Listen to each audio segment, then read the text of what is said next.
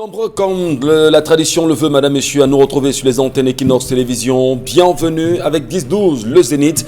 C'est bien évidemment la rencontre quotidienne qui souhaiterait qu'à travers cette antenne, que nous puissions partager avec vous toutes nos grandes richesses en termes d'information, mais surtout recueillir surtout vos avis. Question de créer cette interactivité entre vous et nous. C'est comme cela que nous évoluons tous les jours. En tout cas, la télévision, c'est Equinox Télévision. Et puis, vous le savez, depuis quelques jours quand même, l'actualité n'arrête pas de bouger. On s'en souviendra que hier encore, le ministre de l'administration territoriale, Paul Atangandji, a signé un communiqué, d'ailleurs faisant état de 2 milliards de francs CFA que le chef de l'État est censé mettre à la disposition des plus démunis à travers un certain nombre de produits qu'il a bien évidemment énumérés dans ce communiqué. On en reparlera dans cette émission. Vous aussi, n'hésitez pas à nous laisser vos commentaires. La grande famille est au complet ce matin à nouveau. Charles-Amel Batou nous retrouve. Bonjour Charles-Amel et bienvenue. Bonjour monsieur Michel Ngachou. Bonjour à tous les téléspectateurs. Un bonjour tout à fait particulier au Premier ministre, Chief John Gouté. Comment comprendre cette cacophonie qui existe autour de la communication sur le Covid-19? Aujourd'hui, c'est n'importe qui réussit à parler du Covid, à parler des stratégies du Covid. Ils se font interviewer cette politique. Ils vont jusqu'à dire un ensemble de choses qui ne coïncident pas parfois avec la pensée, les orientations du ministre de la Santé. Tenez par exemple, on parle de stratégie. Nous avons Charles Tanganamanda qui a fait une déclaration sur une chaîne étrangère dans laquelle il disait de toute l'Afrique, le Cameroun a le plan de riposte le plus efficace qui soit. Cela fait désormais railler. Ça a provoqué une raillerie en Afrique. Quel est le plan exactement mis en place? Non pas qu'on dédaigne ce qui existe, mais ce plan fait-il office au vu du pic que nous sommes en train d'atteindre? On parle de plus de 1000 personnes infectées au Cameroun, tandis que dans le Gabon voisin, ils n'ont même pas encore atteint 100. Et on a le meilleur plan de stratégie de riposte. C'est une actualité tout à fait particulière. Lorsqu'on sait que Charles Tanganamanda, bien introduit au ministère de la Communication, a fidé bien sûr du pouvoir à travers le RDPC, faire une sortie comme cela sur les antennes de RFI, c'est assez spectaculaire. Au moment où on ne cesse d'interpeller le chef de l'État à réagir et à nous donner le plan de riposte nécessaire afin de véritablement lutter contre le Covid-19 au Cameroun. Mais dire que le Cameroun a le meilleur plan de riposte, c'est assez grave. En tout cas, on en reparlera le plus efficace pendant l'émission. De l'Afrique. Le plus efficace d'Afrique. C'est assez compliqué. Bonbon Bengan, bonjour à vous et bienvenue. Bonjour M. Ngachou Numba, bonjour à vous chers téléspectateurs. Covid-19, oui, mais les autres maladies. Moi j'interpelle le corps médical camerounais. Nous sommes en panique, mais vous aussi nous savons. Il est difficile aujourd'hui de distinguer entre Covid-19, les infections pulmonaires, et les simples grippes classiques, le paludisme et tout. Vous nous dites venir à l'hôpital. Oui, nous venons lorsque nous sommes malades. Mais le cafouillage existe. Nous savons bien que vous, du corps médical, c'est vous qui nous remettez en vie. Mais de grâce, s'il vous plaît, essayons de clarifier un certain nombre de choses. Parce qu'aujourd'hui, même les femmes enceintes qui ont le palu ont peur d'aller à l'hôpital. Donnez-nous des couloirs bien établis, surtout nous savons que vous êtes submergés, mais c'est à vous que nous avons les yeux rivés, c'est sur vous que nous avons les yeux rivés pour avoir de l'espoir. Sinon, nous risquons de mourir facilement au quartier avec le palu qui nous terrasse, avec beaucoup d'autres, y compris même la grippe classique dont c'est la saison. On peut comprendre la crainte des Camerounais aujourd'hui à se rendre dans les formations hospitalières. On peut comprendre également qu'aujourd'hui, il y a un certain nombre de craintes à se rendre dans ces hôpitaux. Mais on a eu il y a quelques semaines seulement, nous avions eu sur les antennes de Radio Equinox le directeur de l'hôpital central qui demandait effectivement aux patients, de quelques maladies que ce soit, de bien vouloir se rendre dans ces formations hospitalières et de continuer à faire confiance au personnel soignant. En tout cas, on le sait aussi, Karine Santia, on va la retrouver dans un instant. Mais petit rappel quand même, on le sait, aujourd'hui, Madagascar vient de mettre sur pied un traitement, entre autres, parlant, se basant sur la témésia. La témésia, dont on sait qu'il y a quelques temps au Cameroun, on a d'ailleurs tué quelques petites plantations dans le Ndé, demandant à celui-ci qui avait compris qu'à travers cette plante, on pouvait efficacement soigner le paludisme. On est allé justement le mettre hors d'état de nuire. Qui sont ceux qui sont derrière? Est-ce les big pharma ou, comme on aime à le dire, les firmes internationales dans la pharmacie? On a envie de comprendre. Karine Santia est avec nous ce matin. Bonjour Karine. Bonjour Michel Ngachou, bonjour aussi aux téléspectateurs. Ce médicament s'appelle Covid organique. Donc vous pouvez faire des recherches pour savoir avec quoi est-ce qu'on a fait. On parle d'artémisia. Alors ce matin, je m'intéresse à cette sortie de Donald Trump qui va annuler ou suspendre les immigrations aux États-Unis. Pourquoi? Parce que plus de 22 millions d'Américains ont perdu leur travail depuis le début de la crise sanitaire dans ce pays-là. Il est question pour les États-Unis de protéger le peu d'emplois restants.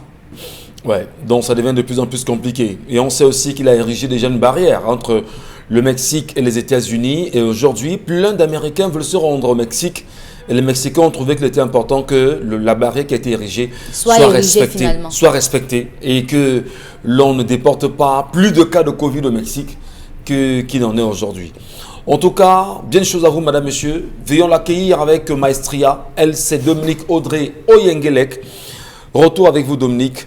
Bonjour, bienvenue et bienvenue chez vous. Bonjour Michel Ngachou, bonjour aux téléspectateurs. Ce matin, je veux dire que la coupure d'électricité d'hier a suscité en moi une interrogation. Celle-ci est de savoir est-ce que tous nos hôpitaux ont des groupes électrogènes pour pouvoir prendre le relais pour sauver entre autres la vie des personnes qui sont sous respirateurs. Cette interrogation est une sorte d'interpellation à l'endroit du ministre de la Santé pour veiller à ce que les hôpitaux puissent avoir des groupes électrogènes pour prendre le relais au cas où jamais on aurait une coupure d'électricité. Un peu comme le cas d'hier, on a justement eu pratiquement une coupure qui est partie de 21h à pratiquement 1h du petit matin. Oui. C'était assez compliqué et ce n'est pas seulement la ville de Douala qui a été touchée. 8 régions. Toute la ville, je pense 2 régions ont été touchées. 3 régions au final. Juste 3 3 régions. Bon. Et c'était assez compliqué. En tout cas, on en reparlera avec vous, madame, messieurs, dans cette édition. Dominique Audrey, le temps pour nous rapidement de revenir à l'histoire du jour que vous aviez bien évidemment goupillé pour nous. Good morning, dear televiewers. This morning, I'm going to tell you about the story of a great singer, a great Cameroonian singer, a young lady who wrote to us. She told us that she's in a relationship with a man, and at the start of the relationship, she told to the man that she's not ready to give birth to him. She don't want to have a baby now because she have his career to build, and there was not any problem. Sauf que last week she received screenshots of a young lady present herself as a woman with who his man cheat on her. She told her that the man said to her that you don't want to give a baby to him, me, I'm going to give him a son, and you are going to be out of his home. Clara told us that because of his career, she don't want to make a buzz with this story and want us to tell how should she do to say the truth to his man. Should her go out of these relations, or that she have to say the truth? Dominique Audrey qui a bien choisi ce matin de nous raconter l'histoire du jour en langue anglaise. Parce que je l'ai reçu en langue anglaise. Oui, justement. Question de respecter le bilinguisme qui prône au Cameroun. C'est que la personne qui m'envoie cette histoire l'a envoyée en langue anglaise. Ah, vous avez justement voulu nous la renvoyer également en langue anglaise. Oui, justement. We want to thank you because you decided this morning to speak in English. Without problem, we can. Let's go now. You are welcome. And mes excuses si jamais j'ai. Can we have the opinion of other person on this? Monsieur Michel Ngachou. Monsieur Michel Ngachou, au Canada, quand on donne un film en français, on le donne en anglais. 3 mois maximum. Oui, convertissez ce que vous avez dit aussi en français pour que les autres qui ne comprennent pas. D'habitude, il y a aussi que on ne raconte pas en anglais. Pourquoi d'habitude on traduit? On voulait justement chuter là-dessus, qu'elle nous raconte l'histoire en quelques mots. De façon brève, c'est une artiste camerounaise qui est très connue, qui a utilisé un autre compte pour que je ne sache pas qui elle est. Elle s'est juste présentée comme ça. C'est une jeune artiste qui vit en couple avec un homme, ça fait quelques temps. Au début de la relation, elle a fait savoir au monsieur qu'elle n'était pas prête à lui donner un enfant. Donc, elle est tout le temps partie en voyage, ce qui fait qu'elle n'est pas stable sur place. Il y a quelques temps, elle reçoit sur sa page Facebook un message d'une fan, du moins d'une fille qu'elle a pris comme un fan. Et celle-là lui dit « Je suis la femme avec laquelle ton homme sort. Il m'a présenté. » Elle lui a envoyé des images, des screenshots de conversation. Elle lui a envoyé des photos qu'ils s'envoient tous les deux. Elle lui a envoyé même des messages, des transferts d'argent qu'elle reçoit du monsieur en question. Donc aujourd'hui, elle a dit à cette femme, puisque tu refuses de lui donner un enfant, moi, je vais te mettre dehors parce que très prochainement, je lui donne cet enfant-là. Donc cette chanteuse aimerait savoir, est-ce qu'elle dit à son conjoint que je suis au courant de ce que tu fais ou simplement elle devrait partir de cette relation? Merci infiniment Dominique Audrey. L'histoire du jour, madame, monsieur, ce matin avec vous. N'oubliez pas non plus de nous laisser vos réactions au moment opportun en allant rapidement sur 10-12 Le Zénith, ça c'est sur Facebook rapidement, ou encore sur la page de l'émission Equinox Télévision diffusée en live sur Facebook. N'hésitez pas également pour le message par SMS à travers le message qui s'affiche au bas du petit écran. Allez, Bonbon Bengan, je commence avec vous ce matin. L'histoire de Dominique Audrey, l'histoire de cette femme, l'histoire de cet artiste également.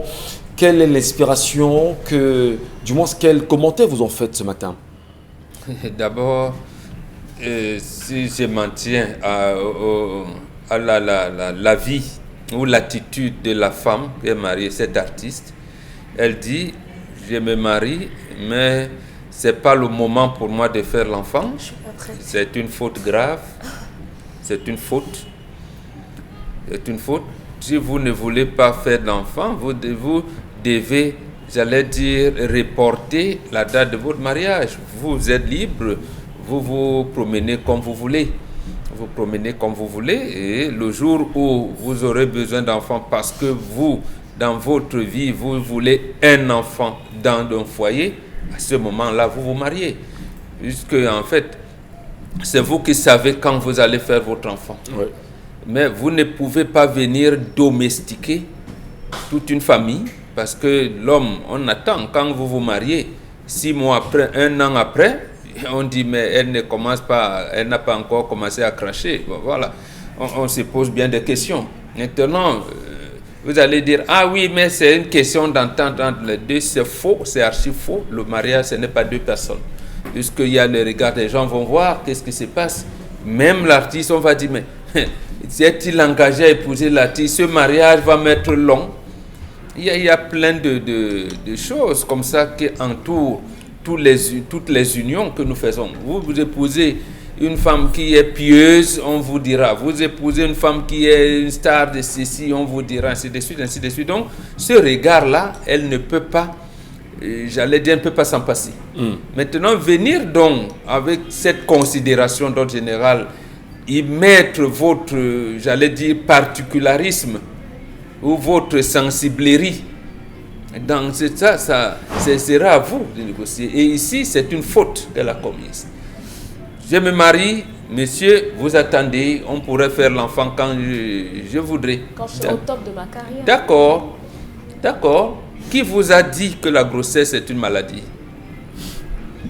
La grossesse n'a jamais été une maladie. Oui, mais en même temps, elle a le sentiment qu'en faisant l'enfant, elle ne pourra pas efficacement poursuivre sa carrière, poursuivre ses projets artistiques. Il faut donc qu'elle se renseigne. Est-ce que les artistes, on a vu des artistes enceintes faire des prestations? La grossesse n'a jamais été une maladie. Ce n'est pas possible. Ce n'est pas une maladie de toutes les manières. D'accord. Maintenant, l'autre fille qui a conçu de son mari. Elle n'a pas encore. Elle lui dit que comme tu ne veux pas, moi je le fais Ah, très prochainement. Pas d'ailleurs expliquer ses problèmes de Ah d'accord, elle n'a pas encore conçu. Mais elle dit, moi je suis prêt. Oui, et je vais te mettre dehors. Oui, absolument. Ça peut être un montage de l'homme. Non. Oui. Ça Avec peut les être un photos? montage de l'homme, pourquoi pas? Les photos des deux. Ça peut être un montage de l'homme en disant, car essaye, comme ma femme là, elle va être, mais comme elle est jalouse, fais-lui les yeux comme ça. On peut monter, pourquoi ça? On peut faire des montages. Maintenant, si c'est vrai que effectivement ce monsieur entretient des relations avec une femme, ce n'est pas à elle de décider. Elle fait son enfant, elle verra, c'est l'homme qui va décider en dernier ressort. Si l'artiste va partir ou pas. Ou alors l'artiste, si elle ne supporte pas, elle pourra partir. C'est l'homme qui peut partir. Mais il est interdit à une femme, c'est interdit. Il est interdit à une femme de limiter les rapports de son mari. J'ai dit interdit. Plus ça, vous pouvez en parler comme dans des conversations entre femmes, mais dire que mon mari, je lui interdit de... Non, ce n'est pas possible. N'imaginez pas des choses pareilles. La preuve, vous voyez le nombre de suicides en Occident aujourd'hui. Deuxième chose, là où j'ai dit coronavirus va révéler des choses ici. Il y a maintenant des violences conjugales dans toute l'Europe. Vous avez parlé des États-Unis tout à l'heure, du Canada, de la France, de l'Allemagne. Voilà, maintenant on vous dit, pour les gens que vous déifiez hier comme étant j'allais dire, les super hommes, ils savent entretenir les femmes. On vous dit que là-bas on ne vit pas. La vie de couple n'existe pas en Occident. Vous êtes en train de voir donc, pour peu que en un mois, vous êtes obligé de rester avec votre partenaire à la maison, les bagarres commencent. Enfin, confiné. Tous au même endroit. Vous restez. Vous ne sortez pas. Le terme consacré, c'est vous restez à la maison. Vous êtes obligé de rester à la maison. Ça pouvait se faire en cas de guerre mondiale, normale et tout. Vous restez à la maison, personne ne sort. On dit, elle ne parvient pas à se supporter. Voilà donc une femme qui fuit le mariage, mais parce qu'elle voulait une bague, c'est tout. Très bien. Maman Bengan, justement, ce matin, pour ce point de vue respectable. Charles-Amel Batchou, nous nous tournons vers vous. Cette femme, que risque-t-elle, à votre avis? Pourquoi vous en riez, Charles-Amel Batchou? Je ris parce que c'est le problème qui arrive aux autres, ça ne m'arrive pas. Parce que je sais que ça m'arrive, ce genre. Résoudre ça est très facile, monsieur Michel Ngachou. Il y a un proverbe chez nous qui dit que la femme qui apprécie son corps a des problèmes de conception. La femme qui apprécie sa morphologie, son corps va vivre des problèmes de conception. Pourquoi? Vous avez les jeunes femmes aujourd'hui qui, lorsqu'elles donnent naissance, disent « Ah, l'enfant là ne peut pas téter parce que mes seins vont tomber. Ah, l'enfant là m'a donné trop de vergetures, il a gâté mon ventre. Vraiment, je n'ai pas envie de trop accoucher. Un enfant, ça va. » Monsieur Michel Ngachou, en Afrique, la femme est comparable à la terre. Elle ne restitue que ce qu'on lui donne. Vous mettez le maïs, ça ne sort pas les mangués. Ouais. C'est le maïs qui sort. Vous mettez le plantain, ça sort le régime de plantain. Vous enlevez vous coupez votre régime de plantain, vous allez préparer. Voilà comment on assimile la femme à la terre. Mais dans le principe du mariage, la femme c'est l'argent. L'argent ne parle pas. L'enfant est comme l'épice dans la nourriture. Lorsqu'il manque l'épice dans la nourriture, elle est fade. Lorsqu'il y a de l'épice, c'est un goût exceptionnel qui ne demande qu'une seule chose, en plus de la joie des papilles gustatives, de féliciter la femme qui aura pris la peine de préparer cela. Raison pour laquelle une femme qui, dès les premières heures du mariage, pose comme condition sine qua non, je ne fais pas d'enfant.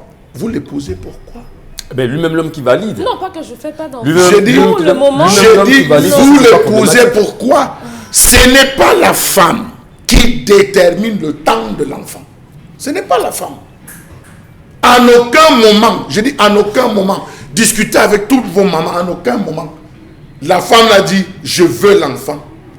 La femme peut avoir le désir de faire un enfant, elle surprend son mari. Parce que là, l'on peut dire, je pense avoir fait 7. C'est largement suffisant. La femme très maligne qu'elle a dit, non, tu crois que c'est fini, mais ce n'est pas fini. Elle vous amène dans un processus où vous vous retrouvez à faire un 8e enfant. Mais c'est l'homme qui décide du quand, du comment et du pourquoi par rapport à sa famille. Donc, voir une fille qui dit pour le moment, j'estime que cet homme s'est mal pris, je n'ai pas besoin d'envoyer un message. Vous refusez de concevoir, je ne vous dérange plus. Mais je ne vous parle plus du problème de conception. En regardant la je caméra, fais venir votre coépouse. En regardant la caméra, il y a cette fille qui vous regarde ce matin. Que lui dites-vous, Charles Amel Bachou? Vous voulez franchement que je lui dise? Oui, c'est important que vous passiez lui un message en même temps. Gentiment. Pardon? Non, ça dépend. Qui lui passe un message simplement. Dis-lui que tu ne veux pas le mariage, que tu épousais ta carrière d'artiste et laisse-le respirer, qu'il ait fait les enfants ailleurs. Très bien. Allez, Karine Sontia, ce matin, vous semblez quand même dire tout à l'heure que c'est la femme qui détermine toujours quand est-ce qu'elle veut un enfant. Et comme vous dites que vous êtes quand même un tout petit peu opposé aux idées de Charles Amel Bachou, qu'est-ce que ça vous inspire l'histoire de ce matin? L'histoire de ce matin m'inspire une personne qui est en pleine construction de sa carrière et qui sent que si elle... Parce que la grossesse, ça demande aussi du temps. Et qui sent que si elle prend, par exemple, 1 an à porter une grossesse et à mettre au monde un enfant, elle va perdre une bonne partie de sa carrière. Et plusieurs carrières, bien que on nous a expliqué ici qu'il y a des gens qui ont fait des scènes avec des gros ventres, on le sait bien, mais il y a des carrières au Cameroun qui ont été stoppées juste après la grossesse des femmes, des artistes. Elles sont très nombreuses, je ne vais pas citer leur nom. Ce qui m'inquiète, c'est surtout la manière avec laquelle cet homme expose sa compagne. Parce que quand vous savez que quand vous êtes dans une relation avec une personne publique, forcément vous êtes une personne publique vous aussi. Et du coup, vos relations extra-conjugales doivent faire tout pour protéger la personne qui est à l'intérieur.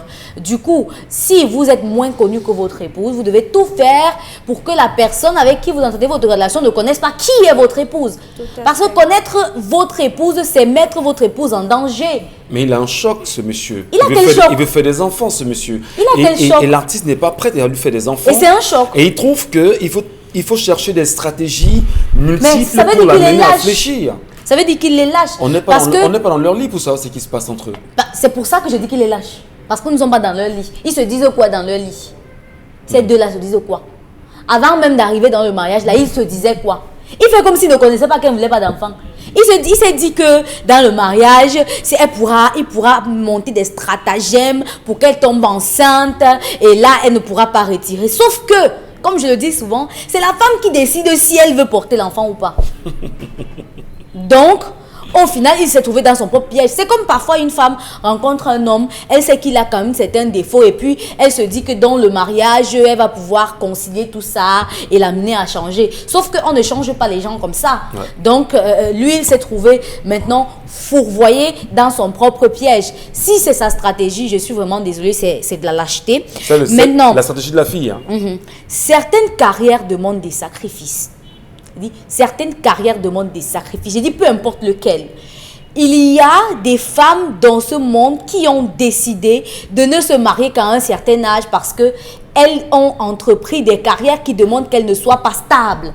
Les carrières d'artistes poussent les artistes à ne pas être stables, à ne pas avoir de temps pour prendre soin d'un enfant. Du coup, elle va faire un enfant dont c'est la nounou qui va prendre soin. Elle va faire un enfant qu'elle sera obligée de laisser chez sa maman et sa maman va élever à sa place. C'est ça les vraies questions. C'est pourquoi elle se dit ne pas être prête. C'est pourquoi faire un enfant demande de la programmation. Certains artistes mettent même fin à leur carrière d'artiste pour pouvoir faire les enfants. Donc, vous ne pouvez pas être entre deux avions, selon elle, être entre deux avions, les voyages par-ci et par-là, et penser que vous aurez le temps pour prendre soin d'un enfant. Il y a des gens qui ont réussi. Mais là, il faut avoir un homme qui est disponible, capable de prendre soin des enfants. Mais quand on vous dit que c'est la femme qui éduque les enfants, c'est la femme qui élève les enfants, comment est-ce que ça va se faire? C'est pas évident. Maintenant, je vais chuter.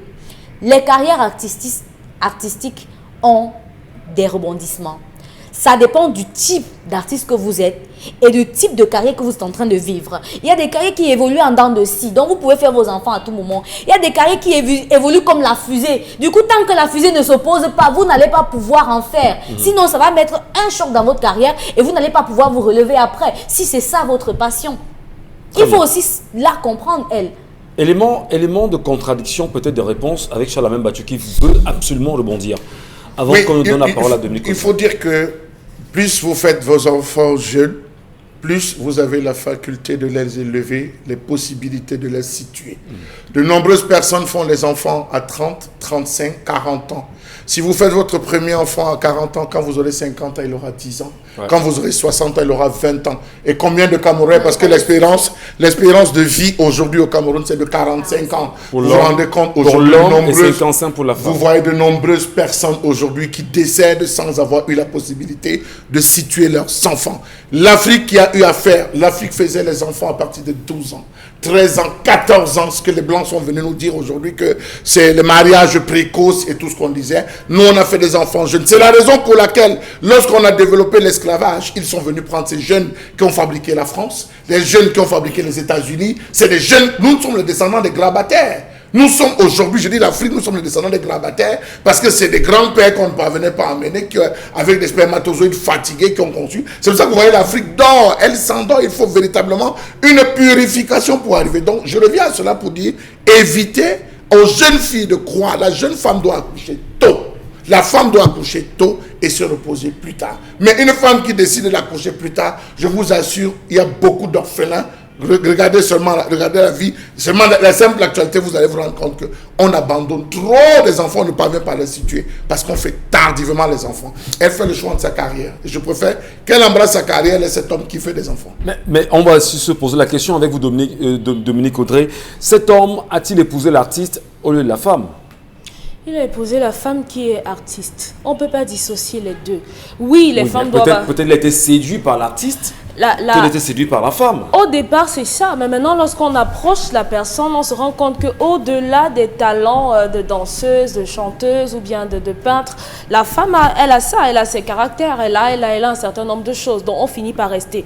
Parce que tout le monde sait que lorsqu'on on décide de se mettre avec quelqu'un, ce n'est pas tant que ça parce qu'on voit déjà comment est la personne. C'est parce qu'on est attiré simplement par l'emballage. Donc, oui, il faut accoucher tôt, mais il faut accoucher tôt quand on est capable de prendre cet enfant en charge. Parce qu'on sait aujourd'hui que les hommes, ils ont la facilité à vous dire fais-moi un enfant. Et après, au premier pépin, à 3 mois de grossesse, il y a une dispute et le bon monsieur prend la poudre des scampettes. Et maintenant, comment vous faites pour continuer vos visites? Oui, aux enfants tôt, si on est capable, la mère, de payer les visites, de payer les frais d'hôpitaux et tout ce que ça comporte. Charles, nos aïeux, il semble que Dominique Audrey, au féminin, elle connaissait les visites? Aucune visite, elles étaient suivies par des matriarches. Vous savez, dès le premier jour, moi-même, je peux suivre une femme enceinte. Suivant le principe, on n'a pas besoin d'aller à l'hôpital. Suivant les premiers crachats du matin, lorsque la femme verse les premiers crachats, les premiers urines, traditionnellement, il y a des potions plus foncées, il y a des herbes comme massia pour qu'elle consomme. On prépare même la venue de l'âme jusqu'à l'accouchement. Merci. Dominique Audrey, poursuivez. Vraiment, on est sorti de cette époque-là. Vous, c'est sorti. Oui, justement, je dis, pour ceux qui sont sortis, vraiment, on en est sortis. Et je ne pense pas que cette femme fasse partie de cette époque-là. Dominique Audrey, la regardant ce matin, elle veut votre conseil. Je la regarde et je lui dis, c'est bien déjà précédemment que vous n'ayez pas répondu à l'autre, mais il faut lui répondre. Il faut lui répondre en lui disant, en reconnaissant ce qu'elle a réussi à faire. Oui, lorsqu'on est avec quelqu'un et qu'on se rend compte, on finit par découvrir que la personne nous trompe ou bien que la personne a un comportement qui peut nous blesser, ça transperce et on est quasiment détruit. Mais maintenant, il faut lui dire merci. Merci à cette autre femme-là qui elle ne sort pas de nulle part parce que je ne sais pas comment elle a fait pour savoir un certain nombre de choses, mais elle essaie. Dites-lui merci parce qu'elle a réussi à mettre face à vous la réalité de la personne, le démon avec lequel vous vivez. Parce que cet homme-là, c'est une vipère. Il peut vous tuer pendant la nuit. C'est pas violent? Non, pas du tout. Pas du tout. Dites-lui merci parce que elle expose l'homme qui vous a promis mont et merveille, l'homme qui vous a dit, par exemple, qu'il vous aimait. Ça ne servira à rien de la détester. Doit-on aimer une femme qui soit incapable de nous faire des enfants? Elle n'est pas incapable de lui faire un enfant. Monsieur Michel Ngachou, vous posez mal le problème. En Afrique, l'homme ne doit pas aimer la femme. C'est la femme qui doit aimer l'homme. Très bien. Ça, c'est une appréciation. Ne dites pas 30 en secondes Afrique. pour finir, Dominique Audrey. Non, vous ne pouvez pas me dire 30 secondes. Parce Non, que 30 lorsque secondes, je 30 parle, secondes, 30 secondes. les uns et les autres parlent pendant que je parle. Et après, vous me dites 30 attends, il y secondes. a quand même des virgules, non, Dominique Audrey? Le temps de vous laisser élaborer. Je crois que Allons-y. je l'ai dit. Donc, Oui. cette fille vit avec une Vous vipère, vous dites bien. m'empêchez d'aller jusqu'au bout. Donc, je ne sais pas ce que je vais ajouter. Je ne sais pas ce que je vais ajouter. Qu'elle fasse ce que son cœur lui dit. Dominique Audrey, Si, on ne vous empêche pas. lorsqu'on de donner est dans votre un avis. manège et que son cœur n'arrive plus à supporter, on descend de ce manège. Point. Très bien. Donc, vous avez conclu que c'est une vipère. Voilà. Donc, C'est ce qu'on a compris. Vous estimez que c'est une vipère. Que l'homme, c'est une vipère. Ouais. C'est ça. Ouais, Donc, c'est ce qu'on a on peut pas compris. vivre Mais avec vous ne m'avez vipère. pas me laissé aller jusqu'au bout. Dominique Audrey, on va vraiment, sous votre respect, on va s'accorder sur le temps de parole. C'est vrai, qui a été bien reparti. Et on va Relativement, tenter, monsieur. oui, on va tenter tant bien que mal de bien respecter cela sur ce plateau. Et ce qui va nous éloigner au maximum des colères. Mais là, il y a une colère. Il est important de le dire. Celle que porte tous les matins Charles-Amène Bachou. Et ce matin, il a décidé également d'aller encore plus loin. Question de toucher une vérité qui est sociétale, qui est conjoncturelle, mais surtout qui est réaliste. Je vais dire palpable. Charles-Amène Bachou ce matin, pour la colère du jour, si vous nous retrouvez, c'est 10-12 le Zénith.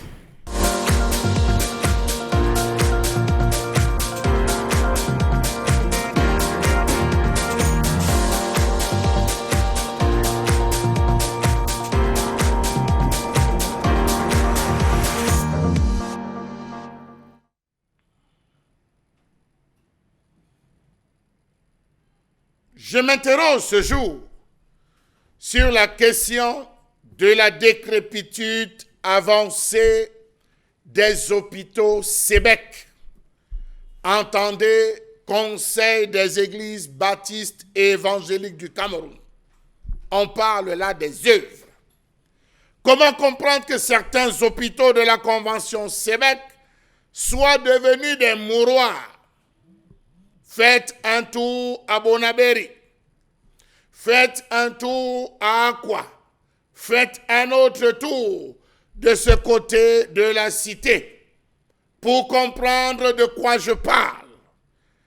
Les hôpitaux Sébec, pour la plupart, sont tombés en ruine à cause d'un problème criard, la mauvaise gestion.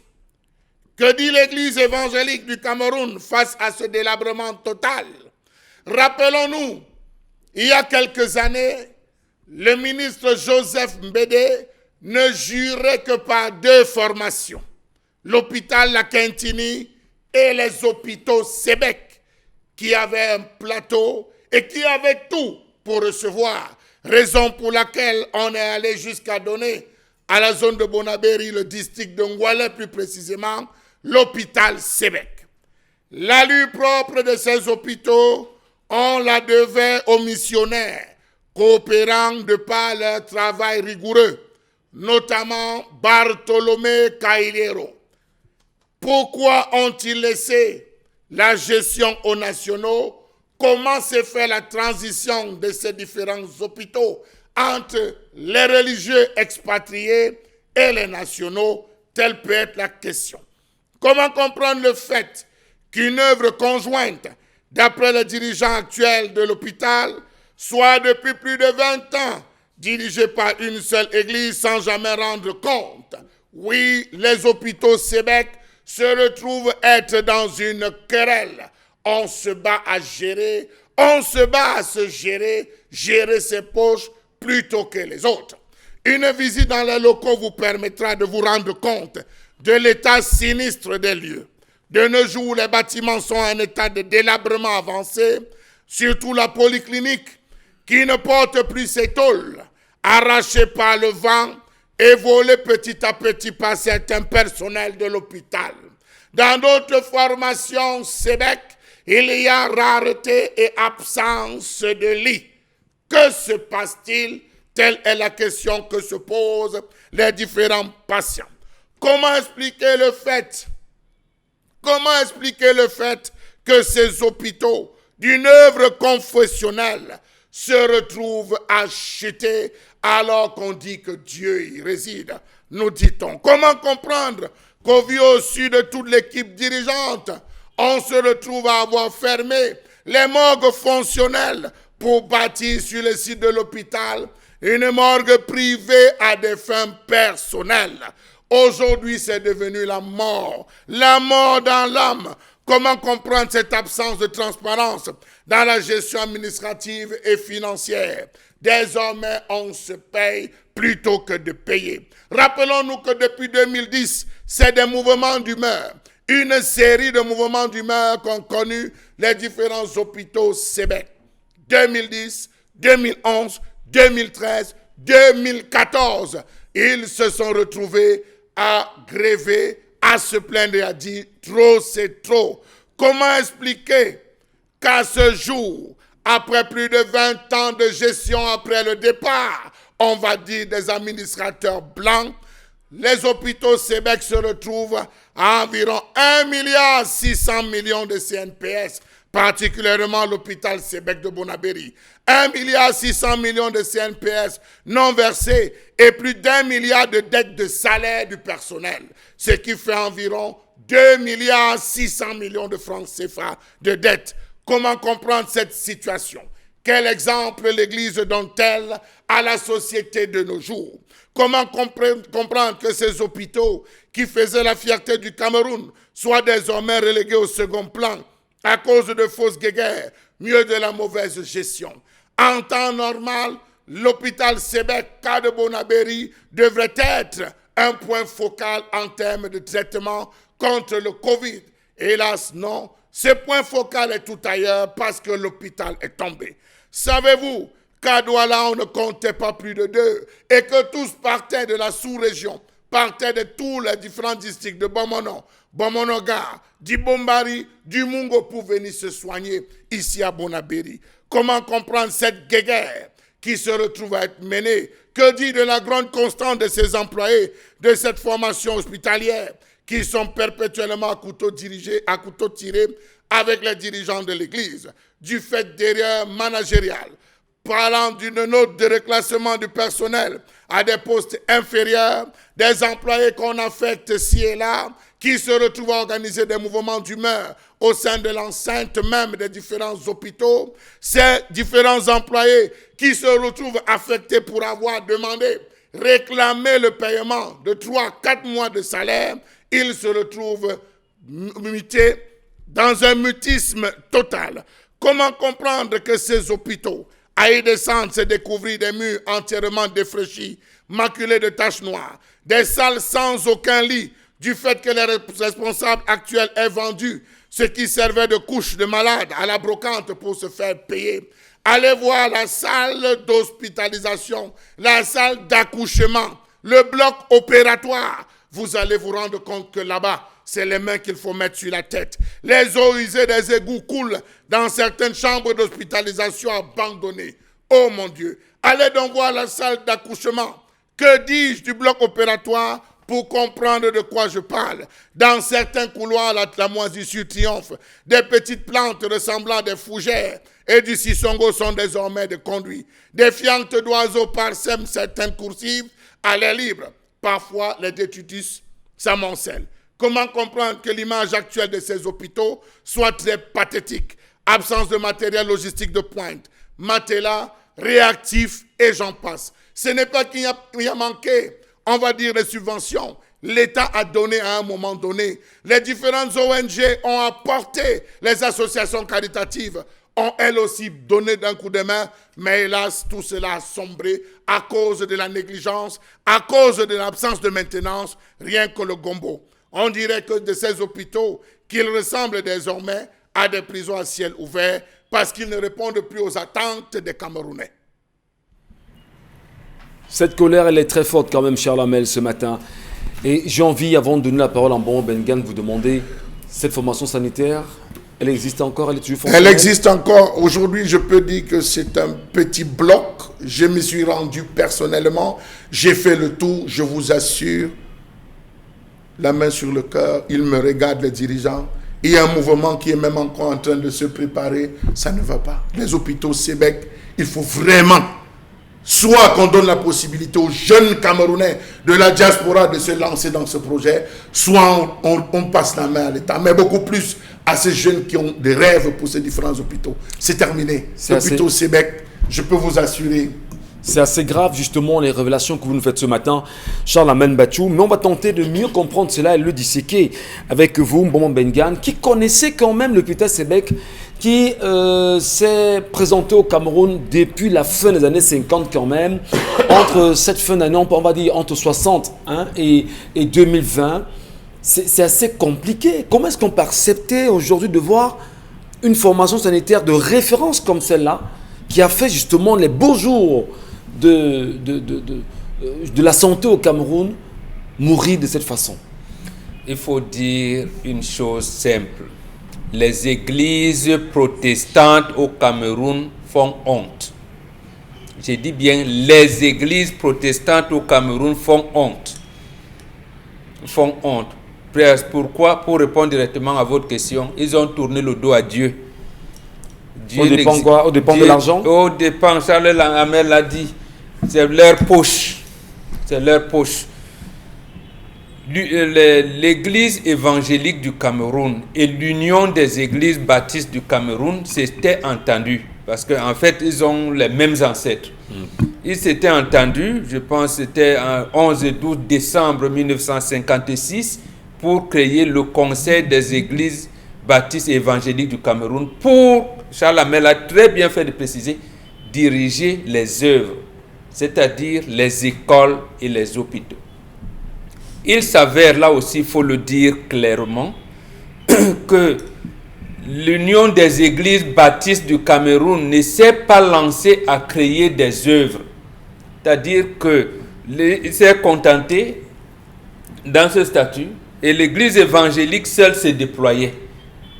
De telle manière que lorsque l'église évangélique crée une école, comme ça se gère dans le cadre du Sébec, de ce conseil-là, on dit école Sébec, hôpital Sébec.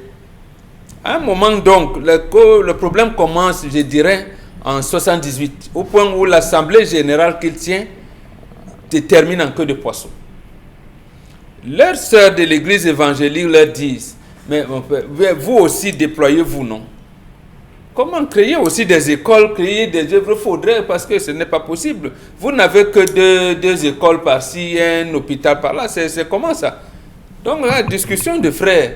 Et les autres, l'Union des églises baptistes, s'est trouvée, on ne pas s'investir. En 79, donc, on commence à se disloquer, à créer ça. Et il reste donc ce que Charles Hamel appelle là comme le flairon. Ils ont dit, l'hôpital Sébec de Bonabéry, quand même, de Douala, on peut s'entendre, même si à Banjou, il y en a beaucoup dans le Cameroun, bon, on va, mais pour Bonabéry, essayons de nous entendre. Effectivement, tant bien que mal, ils essayent de s'entendre. Mais il se trouve également que là, comme c'est la seule structure dans leurs œuvres missionnaires qu'ils ont, l'Union des églises baptistes dit que non, l'histoire ici, je ne laisse pas. On commence à dire, mais vous avez beaucoup d'hôpitaux ailleurs, non? Pourquoi on ne peut pas avoir ça seul? Parce qu'il faudrait bien continuer le langage que les Camerounais comprennent. Non, ils ont donc un expatrié là, parce que leurs partenaires sont, vous avez entendu parler de la mission de Bâle, la mission française, la mission d'ici, on ne reviendra pas dessus. Donc, ils ont un médecin là, qui lui, il est payé par leurs partenaires occidentaux et espagnols notamment. Ayant vu ça, il dit... Bartolomé Carriero, voilà. Ayant vu ça, il dit, bon, ce n'est pas bon que je laisse les frères qui ont sorti les matettes. Il sort donc un plan de gestion en leur disant, on va alterner. Si tel est directeur, tel est gestionnaire. Ça va se faire, on va alterner pour de 4 ans, on regarde, on alterne. Sauf que ça n'aboutit pas.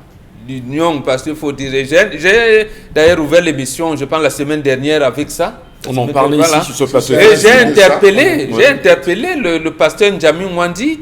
Je pense que c'est l'une des personnalités aujourd'hui qui peut faire asseoir ces deux églises sœurs-là pour essayer de voir. Parce que je vous dis que les églises protestantes font honte. Charles Hamel s'est limité à l'hôpital Sébec, mais vous ne pouvez pas savoir ce qui se passe même à Yaoundé, à Djongolo, avec l'église presbytérienne camerounaise, ce qui se passe à Enongal, ce qui se passe à Métet, ce qui se passe à Sakbayemi, voilà, vous voyez même le collège Georges Schwab est perdu complètement. Le collège Johnston n'existe plus, le collège Uni des Lacs n'existe plus. Donc, vous voyez, et pendant ce temps, leur sœur catholique romaine essaie de s'organiser, ainsi de suite. Donc ici, elle n'a pas de gain. Les pasteurs se sont accaparés au lieu de laisser même de s'entendre pour que non, voilà, comme on a dit, notre partenaire a dit, faisons 4-4, tel est directeur pendant 4 ans, tel autre est gestionnaire, on essaie de voir. Mais les mêmes pasteurs, au lieu de laisser l'église s'auto-gérer, ils viennent là pour... on en reparle avec vous, mon bon. On en reparle. Je vais me tourner rapidement vers Dominique Audrey Oyengele quand même, hein, pour interroger son regard et son analyse sur cette colère de ce matin. Alors, à entendre Boumon Bengan, Dominique Audrey, il semble dire que les hommes ont tourné le dos à Dieu, surtout dans l'église. Quelle appréciation vous faites de ça? J'épouse totalement cette idée. Et ce qu'on voit aujourd'hui avec ces hôpitaux-là, c'est la conséquence de ce que beaucoup de personnes disent, que ce n'est pas bon de confier des responsabilités aux locaux, malheureusement. Pourtant, ce genre d'initiatives sont celles qui sont censées mettre en avant les facultés de bien manager les choses. Aujourd'hui, par ce temps de Covid, cet espace, ce grand bâtiment aurait pu être idoine pour aider. Comment font les chrétiens de ces églises-là? Comment font les chrétiens? Ils ne vont pas se soigner là-bas. On voit le sisongo partout, poussé partout. On voit les mousses, les rats d'habitation. C'est inconcevable. Même si on ne devait pas utiliser ça simplement pour gérer les cas de coronavirus aujourd'hui. Comment un hôpital peut être dans cet état? Pourtant, il y a des rentrées d'argent. Pourtant, il y a des dons qu'on fait constamment. C'est inconcevable. Dans cet hôpital-là, il brille seulement par des grèves, par les grèves du personnel. Aujourd'hui, on vous renvoie, on vous donne des lettres de démission, on vous manipule à souhait lorsque vous voulez lever la tête à un moment. Mais attends, c'est bizarre que ça vienne des personnes qui prêchent des Dieu. pasteurs. Vraiment, c'est ahurissant. On n'arrive même pas à comprendre. Ça, c'est pas un hôpital. Ça, ça ressemble à tout, mais c'est pas un hôpital quand même. Donc maintenant, les personnes qui ont la charge de ces bâtiments-là, vraiment devraient faire autre chose. Très bien. Ils devraient faire quelque chose. Merci Dominique Audrey Oyengele. Karine Sontia, c'est tout à fait ahurissant, comme le dit à l'instant Dominique Audrey, pour le Conseil des églises baptistes évangéliques du Cameroun, et notamment l'hôpital Sébec qui, on ne va pas dire se meurt, mais qui est morte.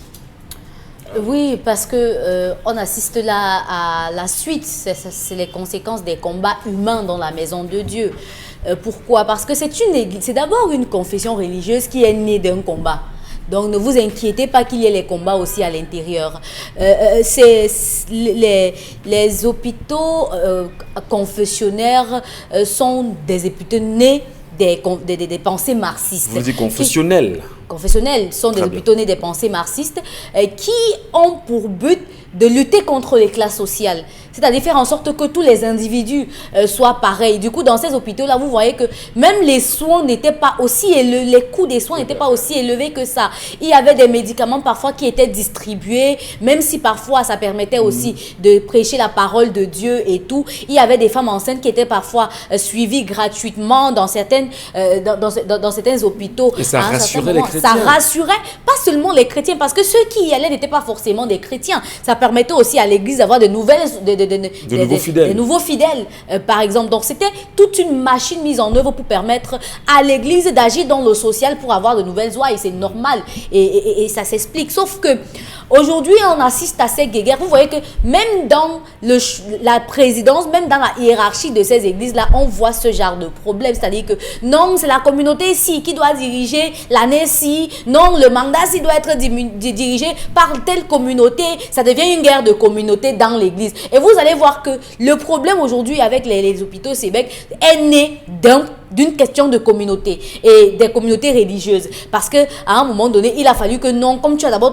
votre communauté d'abord trop gérée pendant un moment, il faut que la nôtre gère aussi un moment et tout. Vous avez d'abord pourquoi expliquer que certains disent que vous avez d'abord plusieurs hôpitaux. C'est l'UEBC qui gère depuis 20 ans. C'est l'UEBC qui gère depuis 20 ans. Oh, c'était le principe de 4 ans. Vous avez beaucoup, non? Voilà. Et pourtant, c'est sa sœur qui a mis sur pied les hôpitaux. Vous voyez que vous faites votre chose, au moment de gérer, on vous écarte parce qu'on dit que vous avez plusieurs choses. Et vous voyez qu'à un moment donné, même le travail en commun devient incestueux pour l'église, pour l'église en elle-même. Sauf que ça détruit l'œuvre de Dieu et ça détruit l'émancipation sociale. Hein, parce que aujourd'hui, quand vous voyez ces images de ces hôpitaux-là, vous avez l'impression qu'on a raté le coach et on pense que l'église aujourd'hui au Cameroun contribue plus à détruire la société qu'à la construire. L'hôpital confessionnel a pour but d'être social, c'est ça travaille. C'est un caractère humanitaire. C'est humanitaire. C'est-à-dire que parfois vous pouvez normalement être malade, on vous soigne, vous rentrez à la maison, vous payez peut-être seulement le médicament, mais vous n'allez pas payer les soins et autres chambres, lits. Mais aujourd'hui dans ces hôpitaux-là, on paye le lit dans lequel on dort. On paye la chambre, le petit carré que vous avez utilisé. Les médicaments, vous êtes facturés comme dans les hôpitaux normaux, les cliniques privées. En tout cas, Karine Sontia et notre nombreux téléspectateurs, madame, monsieur, n'hésitez pas à nous laisser vos réactions et surtout vos commentaires de cette colère de Charles Hamel. Et vous avez écouté Dominique Audrey, Momon Bengan, Karine Sontia. Maintenant, nous vous attendons nous aussi pour vous lire. En tout cas, on le fera dans un moment. Le temps pour nous de marquer une pause et puis on vous retrouve.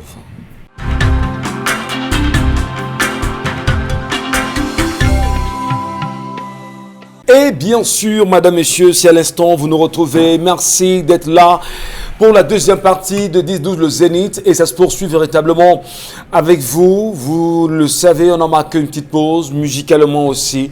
Oui, le temps de vous rafraîchir, mais surtout le temps de nous laisser avoir vos idées. Mais je ne saurais vraiment, Charles Hamel Bachou, avec tout le respect que je vous dois, j'aurais bien voulu rapidement que l'on plonge d'abord dans la lecture des messages que nous ont laissés nos téléspectateurs, mais j'ai quand même, au regard des images que nous avions regardées tout à l'heure, qui suscitent tant d'émotions, on se pose une question. Vous qui comprenez mieux ces situations de Sébec, qu'est-ce qu'on peut faire pour sauver cet hôpital? Y a-t-il lieu de sauver Sébec ou pas? Commencez par déposer tout le comité directeur, tous les gestionnaires. À l'heure actuelle, commencez à les mettre, à les faire, les virer. Voilà l'expression qu'il faut employer. Il faut les virer. Je vais vous dire que là, c'est par souci de respect pour les téléspectateurs qu'on n'a pas présenté les images du bloc opératoire. Je suis arrivé à l'hôpital, je le dis, je suis arrivé à l'hôpital Sébec de Bonabéry. Je prends le cas de Sébec. On m'a dit qu'une femme venait d'accoucher. Je suis rentré dans le bloc opératoire, monsieur Michel Ngachou. J'ai coulé des larmes, ce qui m'arrive rarement de faire. J'ai coulé des larmes demandant comment est-ce qu'une femme peut accoucher dans de telles conditions. Comment est-ce qu'on est arrivé là à détruire les œuvres de l'Église? Parce que le drame dans l'histoire, c'est quoi? C'est que, quand on va parler de ça, mais je ne me représentais pas. La situation est gravissime dans les hôpitaux Sébec. L'État a plusieurs fois épaulé, l'État a plusieurs fois, il faut le dire, quand c'est bien, il faut le dire, l'État a plusieurs fois subventionné les églises de Sébec, cette convention. D'ailleurs, ce n'est que la seule convention que l'État connaît, ça il faut préciser. L'État ne connaît pas l'UEBC, l'État ne connaît pas l'EEC, l'État connaît le Sébec. C'est le Sébec que l'État a une fois subventionné. Où est parti tous ces dons que l'État avait fait? Des lits, on a tout fait. Il y a eu même un comité directeur qui a travaillé sur cet hôpital. Aujourd'hui, à l'époque, quand ces plans partaient, après discussion, vous vous rendez compte qu'on faisait 70-30. C'est-à-dire maintenance, paiement des employés, on s'occupait de tout. Et les 30% étaient reversés à l'église pour le partage. Mais depuis lors, c'est pas ça. Vous avez des employés qui sont à 10 mois, 8 mois, 6 mois, des impayés. Lorsque vous levez la tête, on vous affecte. Vous voyez quelqu'un qu'on affecte. La morgue même de l'hôpital a été fermée pour louer à un privé. Et cet argent, vous ne savez pas là où ça passe. Le terrain que vous avez vu, les terrains aujourd'hui, on loue le terrain, au lieu que ça rentre dans l'église, il y a au moins 8 ou 10 équipes de football. Hein. Oui, ils ont un terrain de football. De football, voilà le terrain de football. Voilà le terrain de football. Ils louent. Mais l'argent entre dans les poches des pasteurs au lieu de payer le personnel. C'est pas sérieux. C'est pas sérieux dans une église. Et quand on parle de pasteurs, il y a quand même des pasteurs qui tiennent le haut du pompon. C'est assez compliqué. Mais ils sont là. On les a vus justement dans les guerres même intestines au sein de l'église. Je vais vous prendre le cas d'un directeur. Je vais prendre le cas d'un directeur, l'ancien directeur qui a essayé de réformer en disant l'église n'a rien. On va tout faire pour aménager les salaires des employés. On va tout faire pour revoir le plateau technique. On va tout faire pour revoir souffrant. Les employés étaient d'accord même de cette baisse de 30 jusqu'à 30%. Mais qu'est-ce que le conseil de l'église a fait? On l'a plutôt on l'a enlevé et on l'a affecté dans le même hôpital comme simple médecin. Il a accepté cette humiliation. Donc, vous voyez jusqu'où on se demande, l'église est en train de tuer. On veut la santé. Je vous assure que c'est le plus grand district, le district de Ngouélé que vous voyez là, Bonabéry. Il n'y a pas de point focal. Tout le monde, c'est devenu un dispensaire. Descendez vous-même, allez voir, c'est un dispensaire. En tout cas, on va lire, on va d'abord, Charles Amel Bachou, avec vous, et surtout Karine Santia. On va reprendre d'abord les messages de nos téléspectateurs qui n'arrêtent pas de nous les faire parvenir. Que pouvons-nous attendre de ces églises où les pasteurs bagarrent pour une affaire de poste, où le tribalisme est pratiqué de manière éhontée? Allez voir EEC Briqueterie 1 et Briqueterie 2. Ah, vraiment, ça fait honte. Je suis EEC, mais j'ai honte de le dire comme ça parce que Dieu a quitté ses locaux et surtout leurs fidèles il y a très longtemps. Léontine Thiogo. Un autre message concernant la colère de Charles Armel. Ce ne sont pas des hôpitaux, j'espère. Moi, je vois là des décharges, même si cette dernière est un peu propre.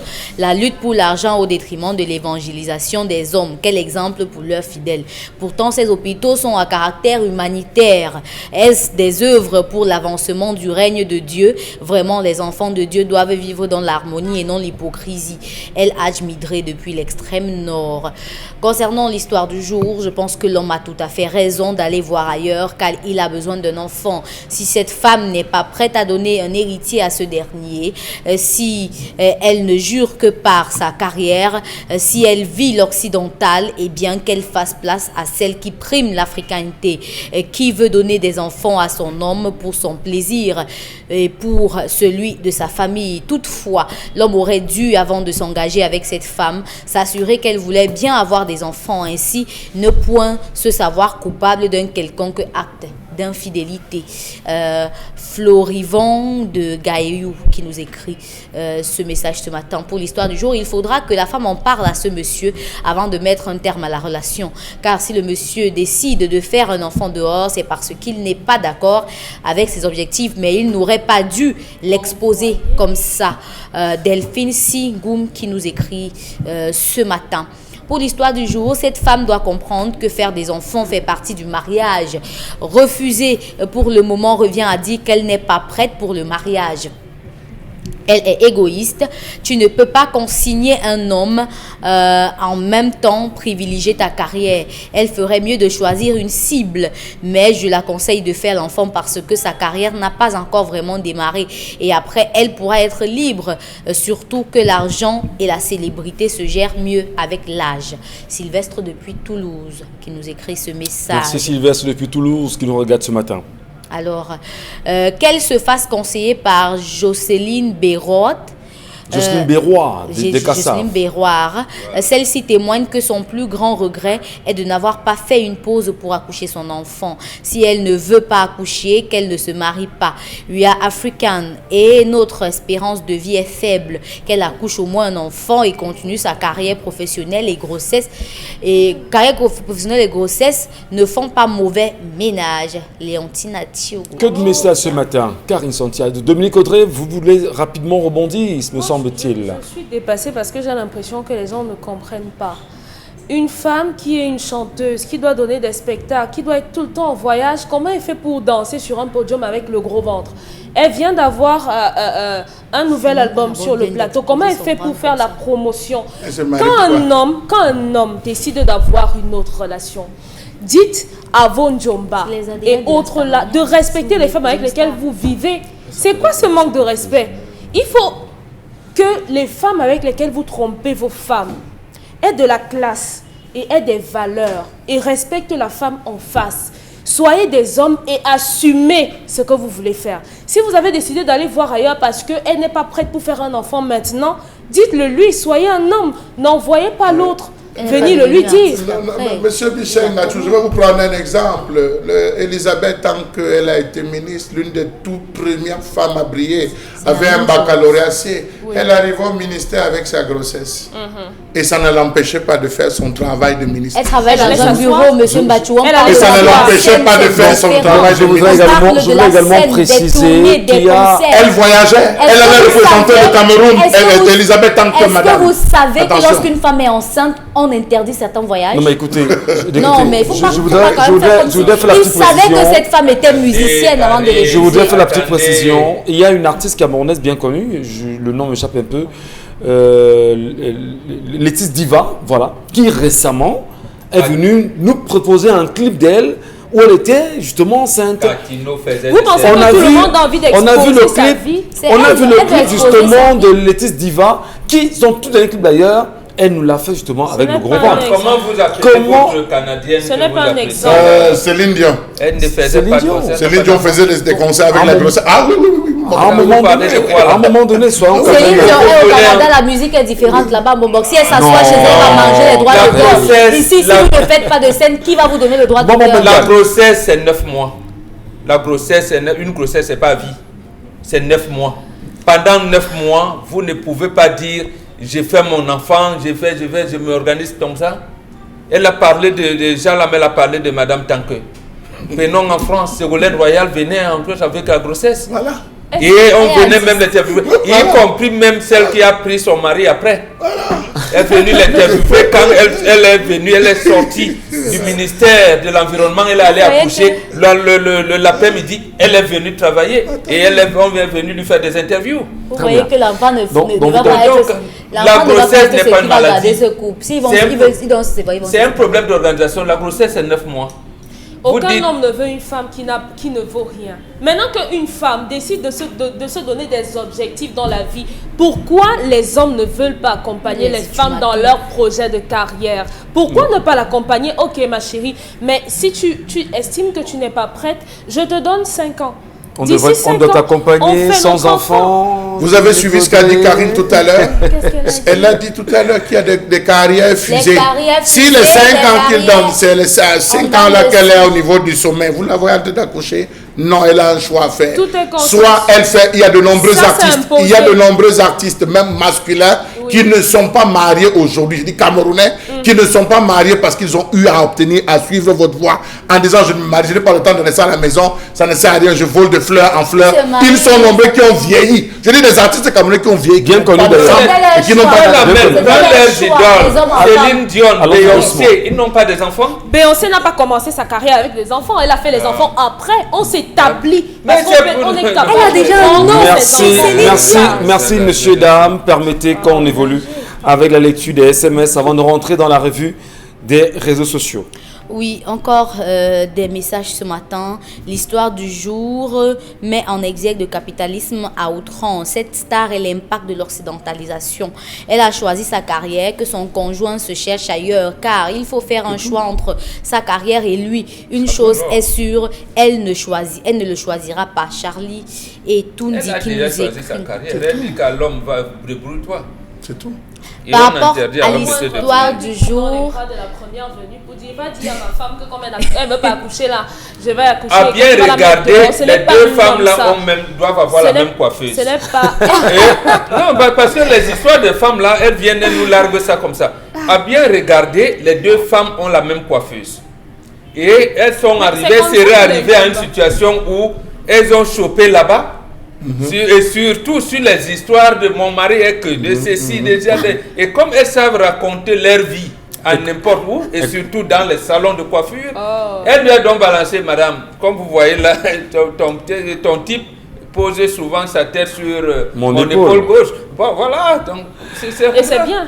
Allez, c'est mauvais quoi. Merci Bonbon Bengan, merci Karine Sontia, Charlamel Mbachou, Dominique Audrey, Oyengele Bo. Oui, Dominique Audrey, on assume, Dominique. Bon, on t'aime comme tu es, hein, de toutes les façons, t'inquiète. Moi aussi, j'aime bien. Ouais, merci beaucoup. Merci. Merci pour la précision. Qui refuse de voir sa épouse est une mauvaise femme. On est monogame, on vit monogame, mais on meurt polygame en Afrique. Merci. Allez, allons rapidement, Madame Michel, allons rapidement regarder ce que vous nous laissez sur les réseaux sociaux. Vous êtes assez nombreux quand même à faire des commentaires en permanence. Et Karine Sontia a une œuvre au quotidien, c'est de les collecter pour nous ce matin. Karine Sontia. Blackout dans le Cameroun pendant près de 3 heures.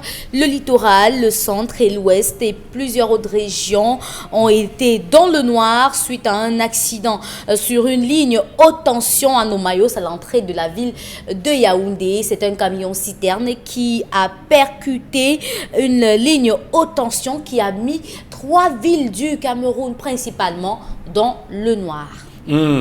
On le disait bien évidemment à l'entame de l'émission, ces 3 villes qui ont été touchées, le camion en question a endommagé un pylône, c'est compliqué parce que hier soir, on va peut-être le dire, nous étions en train de, à la fin justement du journal de 20h, je présentais l'Equinox Télévision, avait le temps de papoter en famille, on a été brutalement délestés et on n'a rien compris. Et on a tous passé la nuit dans le noir. Charles Lamel, on interpelle la Sonatrel ici et où on est où?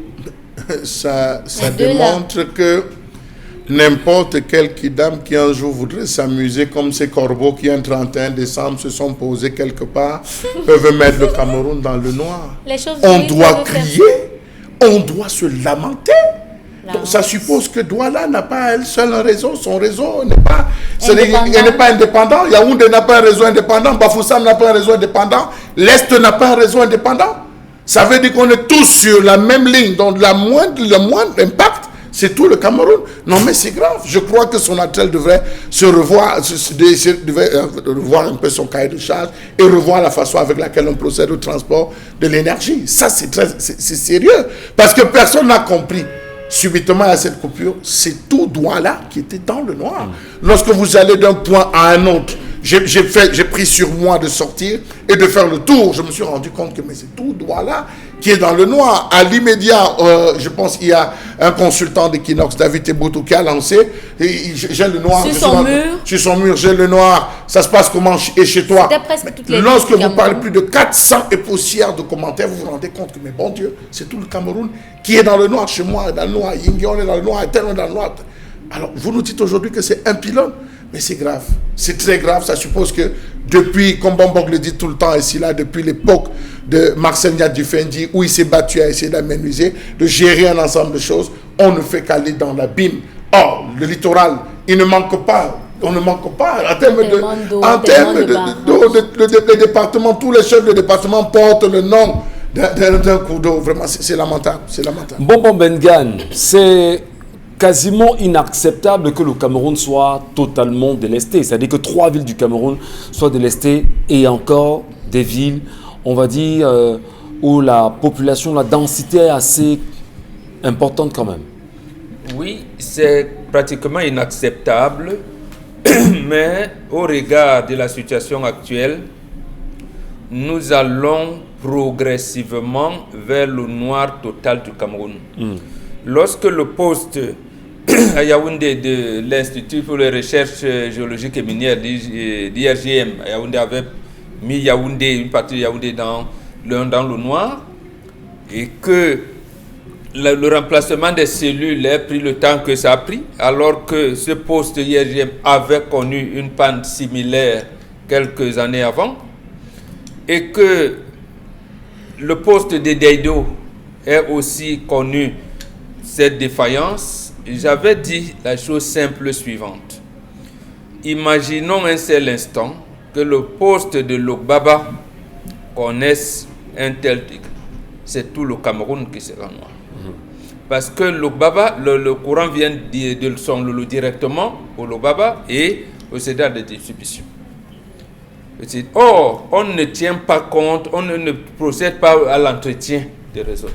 L'autre chose pire, je dis bien pire, et qu'on doit changer maintenant, c'est la loi qui régit l'électricité, cette loi de 2011. C'est une mauvaise loi. Qu'est-ce que ça dit? C'est une mauvaise loi qui ne donne pas, vous avez dit tout à l'heure, Sonatrel ou Eneo, ça prend à qui? En principe, c'est Sonatrel. Oui, la Société En nationale de principe, transport c'est d'électricité. Sonatrel. Mais sauf que il y a chevauchement dans la gestion des trucs. Au point où, à un moment donné, hier, que ce soit AES ou Eneo, ils prennent en charge le personnel de Sonatrel à un moment donné. Ce n'est pas normal. C'est pas normal. L'État a mis Eneo, comme on avait AES hier, comme fusible, puisque nous sommes dans le champ électrique ici, comme fusible, parce que le même État, c'est l'État qui a fait faillite. Je dis bien, c'est l'État qui a fait faillite. D'abord, Sonatrel, parce que Eneo, dans son communiqué, dit Sonatrel est en train de... Ce qu'on ne nous dit pas, c'est que Sonatrel est dirigé par un gars de l'ENAM. Il sait quoi de l'électricité?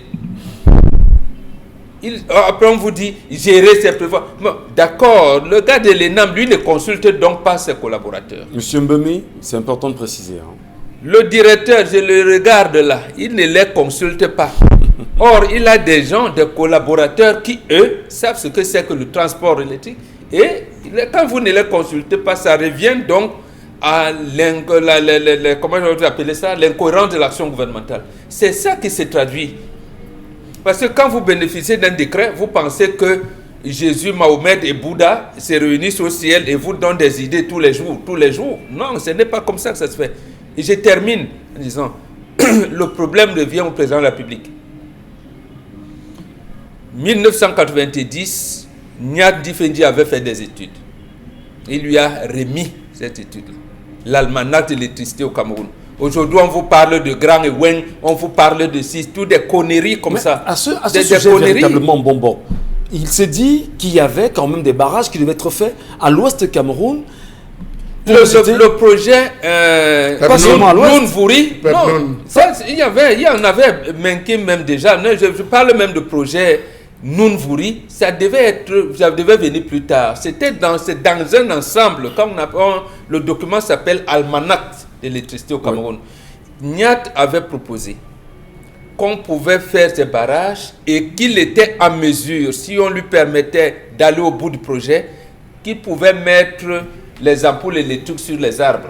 Donc le Cameroun devait avoir l'électricité et revendre. Dire justement sur ce point que Menvele et Meking n'étaient pas dans ce projet. N'étaient pas. Mais parce qu'on a dit, quelqu'un a dit dans une réunion que pourquoi on fait tous les barrages et les bassins? C'est tout. Or, est-ce que ce sont les bassins qui ont créé la Sanaga, qui ont décidé que la Sanaga coule dans les zones? Et écoutez des choses qui se passent. Bon, non, c'est tellement grave, cette situation-là. Et j'ai dit, Nyat donc qui prévoit faire des barrages et les bassins. Donc voilà un technicien que la politique a détruit. Ouais.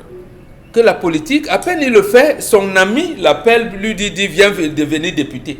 Il devient député en mars 2012, il le nomme vice-premier ministre en charge de l'aménagement territoire, quelque chose comme ça. Donc voilà comment on a donc tué le projet et on se retrouve dans une situation où son lolo même est arrivé en état de vétusté terrible, on était obligé d'injecter l'argent. L'Agdo là-bas dans une situation tellement terrible. Je vous dis, c'est triste ce qui nous arrive, alors qu'on devait être aujourd'hui dans une situation où on aurait même déjà un hub électrique. C'est-à-dire que le courant devait passer par le Cameroun pour aller au Nigeria partout. Très bien. Bon, Bengan, on vous a très bien suivi là-dessus. Et Karine Sonti avec vous. On va relancer certainement Dominique Autre là-dessus. Oui, don spécial à hauteur de 2 milliards de francs CFA. Vous nous parlez bien sûr d'une polémique sur le don du chef de l'État avec celui du PNUD. Oui, alors, don spécial du chef de l'État, tel que décliné dans le communiqué du ministre de l'administration territoriale, 50 000 francs, 50 000 cartons de savon, de lessive, soit 4 millions de morceaux de savon, 1 500 000 francs, 500 000 masques de protection pour la population, 50 000 masques chirurgicaux pour le personnel hospitalier, 75 000 seaux de ménage, 40 000 bidons lave-mains d'une capacité de 30 litres chacun, des kits de tests de dépistage rapide, des appareils d'assistance respiratoire pour les hôpitaux. Alors sur la toile, vous avez vu comment est-ce que ces dons-là ont été marqués parce que certains internautes trouvent que ces dons-là sont une copie collée conforme du don du PNUD qui s'élevait aussi à 2 milliards de francs CFA et qui était composé de ceux qui sont marqués, c'est-à-dire 1 500 000 masques de protection, 50 000 et ainsi de suite, qui pourraient donner 2 milliards de francs CFA. Alors, comment est-ce qu'on explique cela? Dominique Audrey, certainement vous avez entendu parler, vous avez regardé ces images sur la toile qui n'arrêtent de défiler. Et d'ailleurs, les internautes sont allés très loin, mettre l'image, on a envie de le communiquer du ministre de l'administration territoriale, et y compris celle du programme des Nations Unies pour le développement. Vous avez regardé cela et quelle appréciation vous en faites-vous, Dominique? Moi, je ne me suis pas arrêtée là. Parce que, ça fait longtemps qu'on prend des photos et on met avec une autre photo et on fait ce qu'on fait là, ça ne change foutrement rien. Parce que les personnes à qui on a refait ces dons, on a offert ces dons, c'est les personnes qui voulaient renvoyer. Et maintenant, on peut mettre ça relativement sous le coup de la générosité. Moi, je me suis interrogée, j'ai voulu savoir, après avoir donné les 1 milliard, maintenant, le président a acheté les masques et autres pour ajouter sur les 1 milliard de dons. Est-ce que ça vient de sa poche, c'est sa contribution personnelle, ou bien c'est dans le compte des caisses de l'État? Voilà les questions que je me suis posées. Mais à côté de ça, moi, c'est le communiqué qui m'a intéressée. Moi, je n'ai pas compris la mention du lac Nyos, de la catastrophe des écarts qu'on a fait dans ce communiqué. C'était pour dire quoi? Parce qu'aujourd'hui, on parle du Covid-19. Pourquoi nous ramener à ces sujets-là? Pourquoi en parler? Non, puisqu'il vous dit, le ministre de l'administration territoriale, que ce don spécial, justement, c'est un geste de générosité de son excellence Paul Biya, que tout le monde sait bien, a toujours su réagir lors des grandes catastrophes, notamment celle du lac Nyos et autres. Et pour Ouaché, par exemple, avec les maisons qu'on devrait construire, entre autres, vous vous moquez de vous-même. Vous voulez nous dire quoi? Que lorsqu'un père achète des médicaments à ses enfants, c'est que c'est la générosité, c'est un don? Peut-être je suis à côté de la plaque, mais je sais que c'est de son devoir de nous garantir la santé. Et maintenant, si on part même regarder, lorsqu'on dit 1 million, c'est 1 500 000 de masques, un truc comme ça. La population du Cameroun, c'est combien? On est à 25 millions de Camerounais. Et 1 million de masques, c'est pour donner à 1 500 000. Qui? Voilà. C'est un geste en fait. Donc je pense on gagnerait à aller simplement à l'essentiel, laisser les polémiques. Ça ne sert à rien de traiter les gens d'apprentis sorciers, parce que ce n'est pas le moment. On attend ces grands mots, ces grandes déclarations ailleurs et dans un autre contexte. Là, vraiment, si on nous a dit que, si on a transformé 32 en 500 en nous disant que c'est 2 milliards alors que c'était le PNUD qui a donné, ce n'est pas un problème. Donnez-nous simplement ce qu'il faut donner. Et donnez vraiment. Les savons là, il faudrait qu'on contrôle. Ça ressemble à un riz que les Camerounais attendent depuis et on n'en parle pas. Ah, vous attendez aussi la distribution du riz? Mais est-ce que vous Moi, je n'attends pas, mais je veux voir comment on va donner aux gens. Voilà. En tout cas, on en reparle. Bobo Bengan, enfin, on a vu celui qui tient la tête de la protection civile réagir enfin et interpeller justement les 10 autres qui sont dans les 10 régions à prendre à bras le corps la distribution de ce don du chef de l'État. Est-ce que c'est là qu'on attend le directeur ou celui qui a la tête de la protection civile au Cameroun? Donc en réalité, il aurait dû être là en lieu et place de Manaouda Malachi. Mais sauf que l'organisation mise en place a fait en sorte qu'on ne puisse pas prendre la pandémie de coronavirus comme un problème de protection civile. Ce n'est pas lui qui s'assigne. Vous avez vu la cacophonie au sein du gouvernement. La cacophonie, je suis convaincu que s'il était arrivé, et lui était arrivé de parler, on aurait pu, vous avez vu ce qu'il avait dit à l'époque, lorsque le Premier ministre avait organisé un grand dialogue, il a dit on ne parlera pas ici, bon, c'est comme ça des choses. Et justement, c'est la marque de fabrique, c'est ça le mode de gestion du président Biya. Il laisse pourrir la situation et il vient en sauveur. C'est comme ça. Mais malheureusement, dans ce cas, il n'est pas un sauveur pour beaucoup de Camerounais. Je n'en sais rien, mais c'est comme ça qu'il veut. C'est comme ça qu'il a toujours très dur quand fonctionné. même. Hein. C'est comme ça qu'il a toujours fonctionné. C'est comme ça. Vous ne pouvez pas. Donc, y compris. Parce qu'aujourd'hui, en dernière information, on peut penser qu'apparemment, le PNUD a son don et lui aussi, il a son don. Donc, oui, mais il a son don. Récemment, il donne 1 milliard, aujourd'hui, il en a 2 millions pour ça fait Dominique Audrey. Ça fait trois dons. C'est son argent, c'est il y a une organisation qui a mis en place sous la supervision du Premier ministre. Là où il a mis 1 milliard. Le PNUD, partenaire de développement, nous accorde un don. Et lui, maintenant, en tant que chef de l'État, il nous donne un don. Il nous donne un don. Mais non, là, quand même, il faut dire que lorsqu'on vote le budget du président, de la présidence de la République à l'Assemblée nationale, il y a 3 grandes orientations. La deuxième orientation, c'est appui institutionnel de la présidence de la République aux services rattachés et aux autres. Donc, le président de la République peut, dans son budget, prendre. Mais le problème, c'est que ça doit être clair que cet argent, c'est la présidence de la République qui donne. Ou alors, vous faites comme le président Bongo. Il dit, j'ai remis 2 milliards de francs en appui à. Et il a bien dit, cet argent, c'est son argent. Maintenant, vous pouvez vous interroger, est-ce que le président a les économies de l'ordre de 2 milliards? Là, c'est un autre problème. Mais au moins, au Gabon, ça se sait.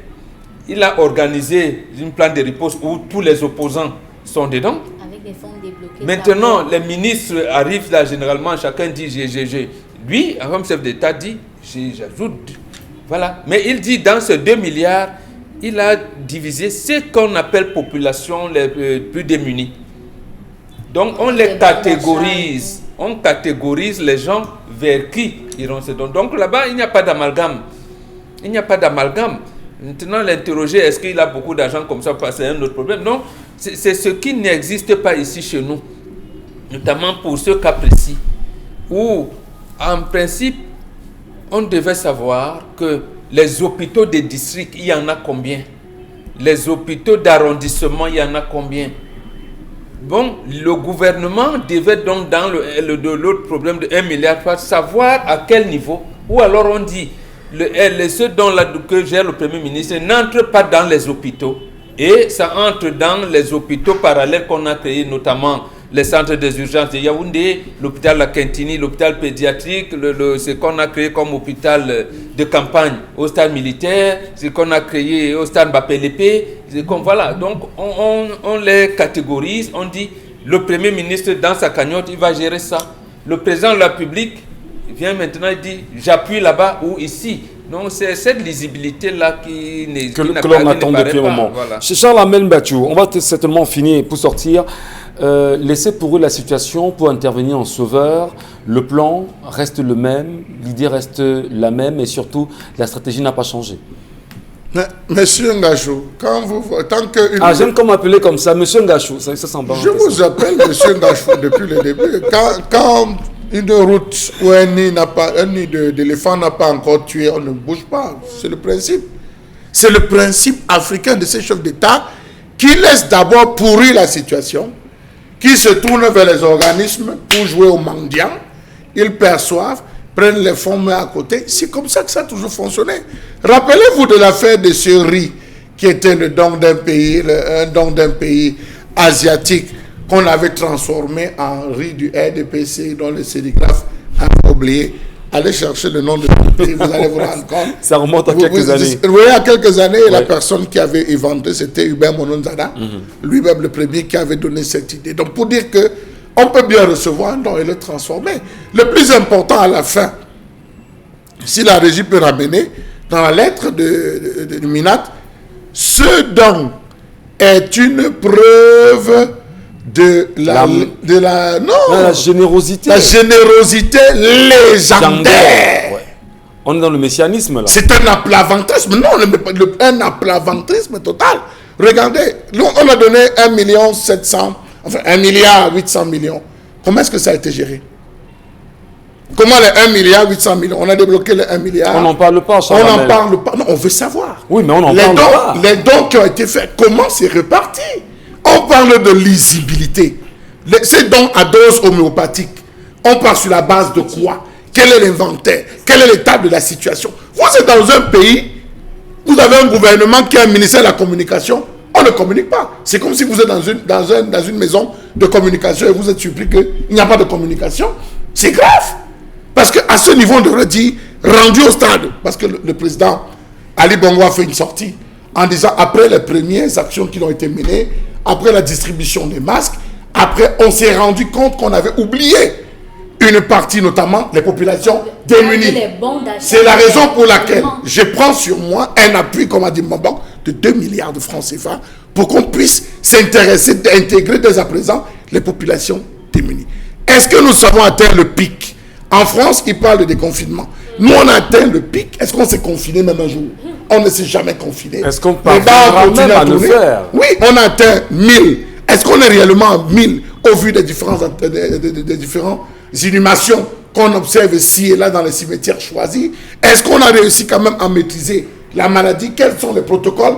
Au lieu de laisser les techniciens sur le terrain, c'est le politique qui vient parler. Non, le chef de l'État fait, c'est pour qui commence. Entre-temps, vous avez les associations de villages. Et vous chutez là-dessus. Vous avez les associations de villages qui ont lancé des collectes. Vous allez dans la Main-Noire, on a lancé une collecte. Vous allez dans le Ndé, on a lancé une collecte. Vous allez dans le Haut-Cam, on a lancé une collecte. Chaque village lance une collecte.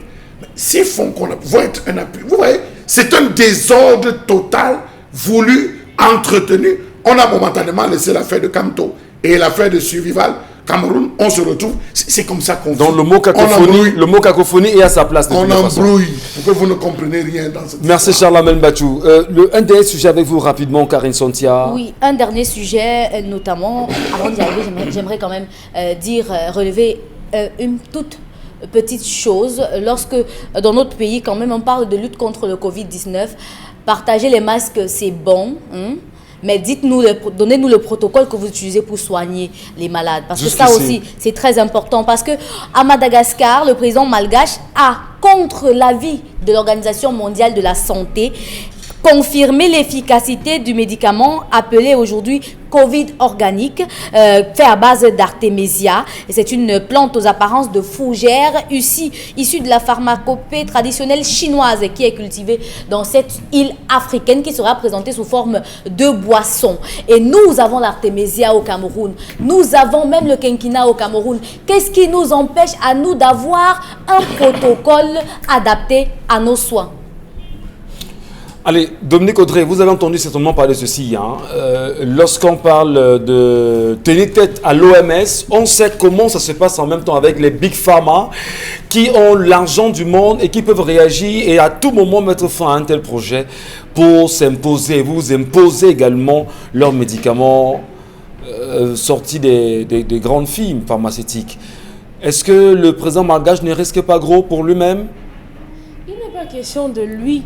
À un moment, il faut pouvoir gagner son indépendance dans tous les sens du terme. S'il fallait même attendre ces Big Pharma dont vous parlez, pourquoi ils n'ont pas encore donné le produit jusqu'ici? Ils n'ont encore rien dit. Donc, vous dites quoi? Qu'on doit rester, on attend que les populations meurent parce que ceux-là n'ont pas encore trouvé le produit.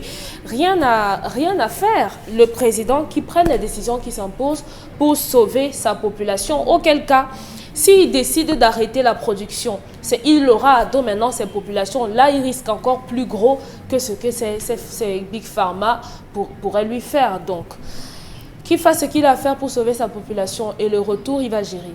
Très bien. Merci beaucoup, Dominique Audrey. Charles-Amel Bachou, on le voit lui-même, le président malgache André Rajoelina, lui-même en train de boire, on va dire, ce mélange-là. C'est la preuve que ça marche bien. Il encourage justement la recherche de son pays. Je vous assure qu'ils sont nombreux qui sont en train de prier là-bas à Yaourt et que l'affaire s'y passe vite. Qu'on ouvre les frontières pour qu'ils aillent de l'autre côté. Je peux vous assurer. Je dis, ils sont en train de prier là-bas qu'on ouvre vite les frontières. Ça pénalise beaucoup de personnes que vous ne pouvez pas imaginer pour qu'ils aillent se faire prendre en charge de ce côté-là. Vous avez l'ordre national des médecins qui s'est levé et a adressé une lettre au ministre de la Santé en disant, depuis vous, on parle de cette affaire, le personnel médical, c'est comment? À l'hôpital, dans les différents hôpitaux, on compte, ça vous ne le savez peut-être pas, mais on compte désormais les médecins infectés par le Covid. Attendez, vous allez voir, ils vont commencer à tomber. Mais comment est-ce qu'ils sont protégés? Mais l'OMS doit faire quoi? C'est le Cameroun qui doit je suis au Cameroun. Puisqu'on parlait bien sûr. On a donné le don, on a fait le don. De l'artémisia. On a fait le don d'1 milliard et poussière. Le chef de l'État vient de donner. Protéger le personnel médical. D'accord, Charles Hamel, ça c'est compris. Mais là, s'il faut réagir justement sur la recherche qui a été faite à Madagascar, oui. Mais il est quand même important d'encourager les chercheurs. Vous voyez le chef de l'État en train de boire le cockmode, se placer les boire le cockmode. Non, ça, on sait tous que le chef de l'État boit un peu de matango quand même. Non, mais est-ce que vous le voyez en train de le faire? Vous voyez là, vous avez vu vous-même le ministre de la Recherche scientifique avoir de la peine pour parler, présenter un travail quand même qui a été fait par l'association des tradipraticiens au sujet de cela. Je crois que c'est là le début. Lorsqu'on a parlé de cela au Bénin, vous avez vu à l'immédiat le ministre descendre rencontrer le médecin qui avait mis sur pied la pivirine. Il a discuté avec lui sur les réalités, les molécules employées. Ils ont discuté avec d'autres spécialistes de la médecine conventionnelle. Ils ont vu comment est-ce qu'on pouvait adapter. Mais au Cameroun, nous avons quand même des spécialistes. Nous avons des spécialistes de la médecine traditionnelle. On parle de l'association des sorciers, tradipraticiens. Ils ont mis qu'on les appelle. Et maintenant, on prend un patient zéro. On appelle ça patient zéro qui va se plier aux exigences. Vous savez qu'en Europe, il y a des gens qui donnent leur corps à la science. Tout type de médicament qu'on sort, lorsqu'on cherche des gens pour tester, il a fait le don, on l'appelle. Il vient, il fait les tests. Si ça passe, c'est bon. S'il meurt, l'argent là va être reversé à sa famille. Vous avez des gens qui, lorsqu'ils décèdent, n'ont pas à voir ces différentes personnes ici qui peuvent se prêter pour les tests. Un patient qu'on va suivre et dire, ok, ça a été concluant, nous adoptons. Ça a été concluant à environ 1 à 30%. Mais c'est important qu'on arrive à là. Mais on n'a pas de dirigeants. Au moins, comme on a dit, il faut décoloniser la recherche au Cameroun. Et maintenant, chuter sur ce fait, justement, vous semblez vous plaindre contre les hôpitaux. D'ailleurs, vous parlez de l'ordre général, des médecins du Cameroun. Qui se plaint que le personnel médical camerounais est tellement exposé. Il n'a pas envie de perdre, déjà il n'y en a pas. Il ne veut pas perdre davantage. Que monsieur le ministre de la Santé protège le personnel médical. Ils n'ont pas d'outils pour se prévenir. Vous savez que même les masques, j'ai discuté avec une infirmière il n'y a pas longtemps. Mais il y a les masques qui arrivent, les masques chirurgicaux arrivent. Ah, ça arrive. C'est comme les ordinateurs. Les masques seuls ne suffisent pas à protéger le personnel médical. Non, ils ont besoin des combinaisons médicales pour se protéger complètement. Allez, Bonbon Les masques seuls ne suffisent pas. On apprécie justement la réaction d'Andjé Radjoulina, le président malgache. Absolument. Ouais. Tout le monde connaît le protocole. Un antipaludique, un antibiotique et la vitamine C. Le Madagascar a mis ça en place en vous disant, comme antipaludique, j'ai pris l'artémisia. Mais l'artémisia qui a été bafouée au Cameroun, souvenez-vous. Oui, mais or, il y avait des champs. Non, ne dites pas bafoué par les autorités. Il y a beaucoup de gens qui consomment l'artémisia. Non, mais écoutez, on s'en souvient, il y a quelques semaines. Il y a quelques semaines, un planteur s'est vu justement interpellé par la gendarmerie à Banganté. Et on a arraché toutes les cultures d'artémisia qu'il avait dans cette plantation pour la simple raison qu'il a expérimenté qu'avec l'artémisia, on pouvait soigner le paludisme. Donc, nous avons les antipaludiques, les antibiotiques et la vitamine C. C'est tout ce qu'il faut expérimenter au Cameroun et voir. Mais sauf que comme nous avons peur que la France nous gronde, on reste là. Allez, madame, monsieur, tout de suite, allons retrouver de l'autre côté où nous attend Constilamine ce matin, qui nous retrouve enfin avec le concept Salaka. Constilamine, bonjour et bienvenue. Alors, bonjour, chers téléspectateurs, bonjour à tous les clients, surtout à tous les partenaires du concept Salaka. Et parlant bien sûr des clients, je tiens à remercier et à adresser un bonjour très très sympathique à un homme pas comme les autres. C'est un monsieur qui aime tous les produits vendus par le concept Salaka. La preuve en est, chaque fois que je communique sur les antennes d'Equinox Télévision, il prend toujours la peine d'aller faire les achats.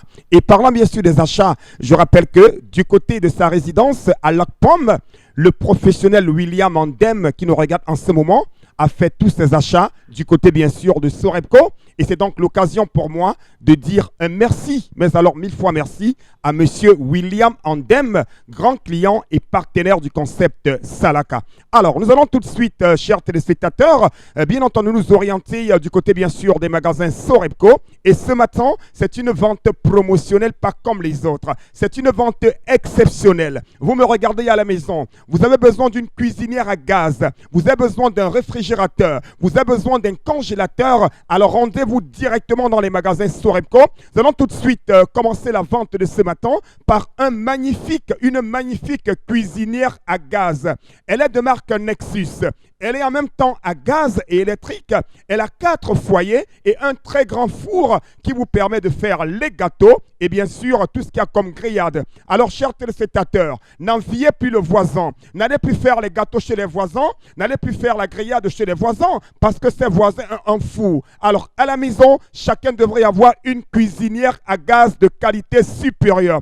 En ce moment de confinement, c'est l'occasion plus que jamais de faire une très bonne cuisine à monsieur, de faire une très bonne recette aux enfants. Et bien sûr, avec quoi devrait-on préparer? C'est avec une cuisinière à gaz et électrique de marque Nexus que vous avez à 96 000 dans tous les magasins Sorebco. C'est du jamais vu. Elle est neuve, elle est dans le carton, elle est avec garantie, elle est tellement nyanga, oh là là là là là là là là là là. Imaginez cette cuisinière dans votre cuisine. Est-ce que c'est pas beau? Regardez comment elle se présente, regardez comment elle est stylée. Une cuisinière à gaz de marque Nexus, une cuisinière à gaz 4 foyers. Ah ben oui, à 96 000. Je n'ai pas dit 200 000, je n'ai pas dit 300 000, j'ai dit 96 000 francs, une cuisinière à gaz de qualité supérieure dans tous les magasins Sorebco, que ce soit à Douala, à Yaoundé, à Garoua, en Ngolomenduka, à Bafoussam, à Bertois, c'est le même prix dans tous les magasins Sorebco. Mesdames, Mesdemoiselles, Messieurs, la promotion, c'est pour vous. N'attendez pas la fin du stock parce que le stock, il est très, très limité. Les numéros de téléphone, vous les avez. Appelez le magasin Sorebco et commandez dès à présent une cuisinière à gaz de qualité supérieure à 96 000 francs. Elle est neuve, elle est dans le carton, elle est nyanga, oh là là là là là là. Et surtout, cette cuisinière, elle est facile à entretenir. Cette cuisinière est une cuisinière automatique. On n'a pas besoin des allumettes. Non. Dès que vous la touchez, tchac, elle s'allume directement. Oh là là là là là là là là là là. La cuisinière de Sorebco, Magna Kamalambo. À côté, bien sûr, de la cuisinière, on parle également d'un réfrigérateur de qualité supérieure. Un réfrigérateur super cool. 308 litres. Vous l'avez à 310 000 francs dans tous les magasins Sorebco. Appelez dès à présent. Commandez, vous êtes à Garoua, vous êtes à Maroua, vous êtes à Bafoussam, vous êtes à Yaoundé, un réfrigérateur super cool, vous l'avez à 310 000 francs. N'attendez pas la dernière minute, n'allez plus demander l'eau glacée chez les voisins, oh, n'allez plus garder les condiments chez les voisins, pardon, oh, n'allez plus garder le poisson chez le voisin. Réfrigérateur super cool à 310 000, 308 litres. Ce n'est pas un petit réfrigérateur, c'est un très grand réfrigérateur neuf dans le carton à 310 000. À côté, bien sûr, de ce modèle, on parle toujours d'un réfrigérateur, mais cette fois-ci, d'un réfrigérateur de 330 litres. Vous l'avez à 327 000 dans tous les magasins Sorebco. 2 marques en promotion. La marque Super Cool et la marque Nexus pour le bonheur de tous les clients de Sorebco et surtout de tous les partenaires du concept Salaka. Vous me regardez, vous avez un restaurant, vous avez un bar, vous avez une maison, vous avez un hôtel. C'est l'occasion plus que jamais de commander dès à présent et de faire les achats dans les magasins Sorebco. Réfrigérateur Super Cool, bien entendu à 310 000. Réfrigérateur Nexus, oh là là là là là là. Regardez comment c'est beau. Regardez l'intérieur de ce réfrigérateur. Regardez ses compartiments. Regardez comment ça se présente. Est-ce qu'on va encore demander l'eau glacée chez le voisin? Est-ce qu'on va encore aller garder les condiments chez le voisin? Non. Et en ce moment, chacun est à la maison. Donc chacun doit avoir son réfrigérateur. Et je rappelle également que la promotion des cuisinières est une promotion de 2 semaines. Je dis bien, c'est 2 semaines pour les cuisinières. Bien entendu, à 96 000 chez Sorebco. Chers téléspectateurs, commandez dès à présent. N'attendez pas la dernière minute. Ne demandez plus chez le voisin pour dire tout simplement, ne demandez plus, virgule, chez le voisin, virgule, l'eau glacée, parce que Sorepco est en train de vendre les réfrigérateurs de qualité. N'allez plus faire les gâteaux chez le voisin. N'allez plus braiser le poisson chez le voisin. Chacun doit avoir sa cuisinière à la maison à 96 000. Mototenye Sengaleba Tatan. Belende Sorepco. Et Banjana o Sorepco. Wale di cuisinier nya gaz. Wale di diola gaz.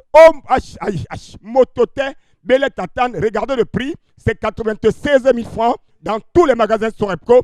Une fois de plus, merci et très bonne journée à William Andem, partenaire et client du concept Salaka.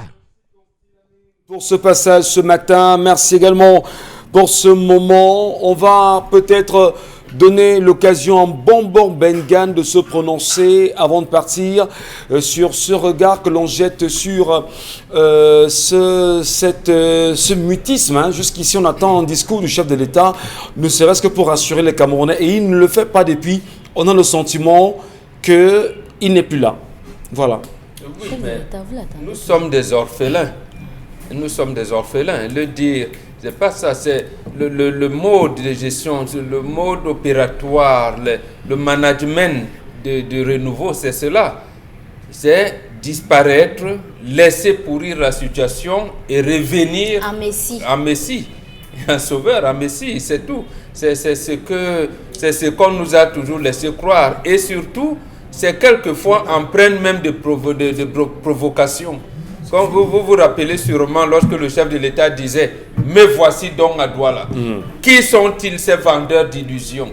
Mais petits partis politiques. Donc il y a des apprentis sorciers. Bon, vous voyez... C'est n'importe bonbon. C'est malheureusement, c'est comme ça. On vous dit merci à vous, madame, monsieur, merci Mbombo Bengan, merci Charles Amel Batiou, Dominique Audrey Yengele, Karine Santia. Merci également à toute l'équipe qui nous accompagne ce matin, François Dikoumé et Carlos Minuet, y compris Farel Bounia, madame, monsieur. Avec le même plaisir, retrouvons-nous demain lorsqu'il sera 10h sur les antennes Equinox Télévision. 10-12, le Zénith reviendra cette fois-là avec des sujets encore plus poignants et vos réactions seront davantage attendues. Bonne journée à tous et à toutes.